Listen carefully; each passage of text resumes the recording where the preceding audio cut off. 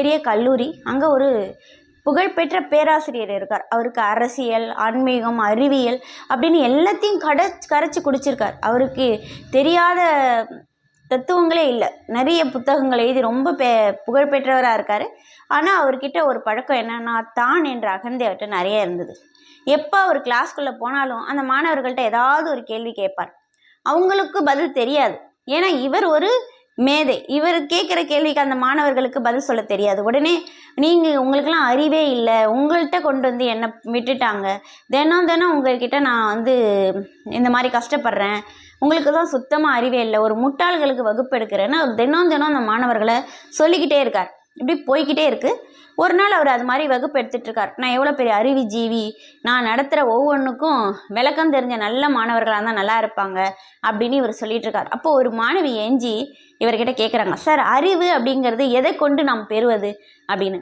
இது மாதிரி திடீர்னு கேள்வி கேட்டோடனே அந்த ஆசிரியருக்கு தெரியல, என்ன செய்யறதுன்னு தெரியாமல் ஒரு நிமிஷம் நிற்கிறாரு.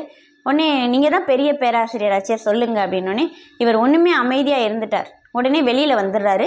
மறுநாள் கிளாஸ்குள்ளே போகிறார். நீ அந்த பொண்ணை எழுப்பி கேட்குறார், நீ நேற்று கேட்ட கேள்வி நான் இது வரைக்கும் படிக்காத ஒரு விஷயம், அறிவு அப்படின்னா என்னன்னு நான் இப்போ சிந்திச்சுட்டு வந்திருக்கேன். அதாவது ஒரு மனிதன் தன் சிந்தனை உணர்வை கொண்டு சிந்தித்து ஆற்றலை பெறுவது தான் அறிவு. இப்போ நான் உணர்ந்துட்டேன், இதுதான் அறிவு அப்படிங்கிறார். சார், அப்போ நாங்களே சிந்திச்சு தான் ஒரு ஆற்றலை கொண்டு தான் அறிவை தெரிஞ்சுக்கணும் அப்படின்னா நாங்கள் எதுக்கு வகுப்புக்கு வரணும், நீங்கள் எதுக்கு எங்களுக்கு பாடம் நடத்தணும் அப்படின்னு சொன்னாங்களாம். உடனே தான் அப்போ அந்த ஆசிரியருக்கு புரிஞ்சுது, தன்னுடைய அகந்தை அப்படின்ற ஒன்று அந்த இடத்துல அவர் அழிஞ்சிருக்கு. அப்போ தான் எவ்வளோ பெரிய தவறு செய்திருக்கிறோம் அப்படிங்கிறது புரிஞ்சுது. இவருக்கு இந்த கேள்வி கேட்ட உடனே அதுக்கும் அவருக்கு பதில் தெரியல. அப்படியே அமைதியாக நிற்கிறார். எல்லா மாணவர்களும் சிரிக்கிறாங்க. இவர் வெளியில் போயிடுறார். மறுநாள் புது மனிதராக வரார்.